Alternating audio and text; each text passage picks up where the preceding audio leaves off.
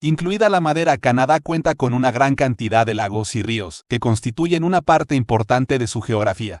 Los Grandes Lagos, compartidos con Estados Unidos, son algunos de los cuerpos de agua más grandes del mundo y desempeñan un papel crucial en la navegación y la economía de la región. Otros cuerpos de agua destacados incluyen el lago Winnipeg, el lago Athabasca y el lago Superior.